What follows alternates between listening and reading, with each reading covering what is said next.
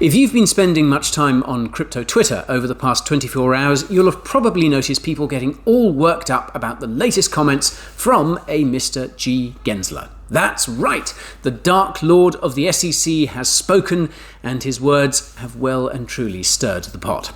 So, in case you missed it, Gary made an appearance on CNBC's Squawk Box show yesterday, where he talked crypto with Louis C.K.'s twin brother, Jim Cramer. You have been adamant that there should be some degree of coordination with the CFTC and you about trying to make it so that we have more clarity, let's say, on cryptocurrency. Where's the state of play crypto right now? During the conversation, Gary reaffirmed that he considers BTC to be a commodity.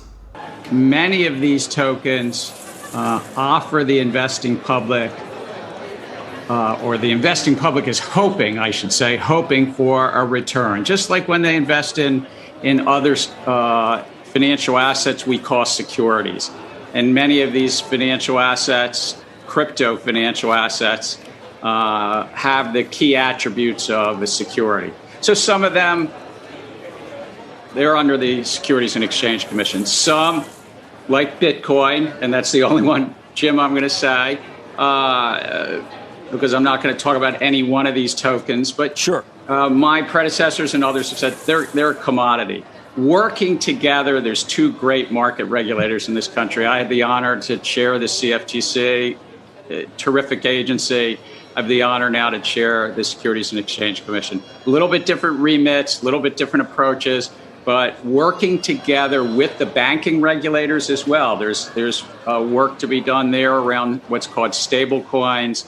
Now, this is something we all pretty much knew, and it is, of course, good news for Bitcoin. Not that the markets have acknowledged that, of course.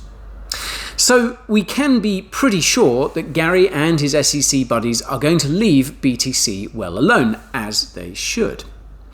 So it was in fact more what Gary didn't say that has got many people irked, because at no point did he mention Ethereum's ETH as also being a commodity. He seemed to lump it in with all the other so-called tokens. Now, this is despite the fact that the SEC and the Commodity Futures Trading Commission, CFTC, agreed in the past that ETH too fell into the commodity bucket because it was, quote, sufficiently decentralized, as per former SEC Director Bill Hinman's famous speech. So in essence, Gary's comments kind of sum up the lack of clear thinking that US regulators have when it comes to cryptocurrencies. The sector is over a decade old, and so far they've managed to make a firm decision on just one asset. So from my reading of what Gary said, three things in particular come to mind. 1. Altcoins are very much on the SEC's radar, ETH included. This is so frustrating as it creates a lot of uncertainty for both crypto projects and crypto investors, and as you know, there is nothing that investors hate more than uncertainty. 2. Because it's impossible for the SEC to analyse all 20,000 plus altcoins, it'll probably focus its regulatory efforts on centralised cryptocurrency exchanges. And if the recent news about Celsius & Co. didn't make it clear enough, you really need to keep your crypto in your own personal wallet. 3. A clear definition of decentralization is desperately needed so that the SEC doesn't go around attacking cryptocurrencies that are obviously not securities. Now, luckily, there are two crypto bills working their way through the plumbing of US politics that do exactly that, and also protect the largest altcoins from a crackdown by putting them under the jurisdiction of the CFTC. Now, with luck, these aforementioned bills will eventually bring some clear-sighted and considered legislation to the crypto sector in the US.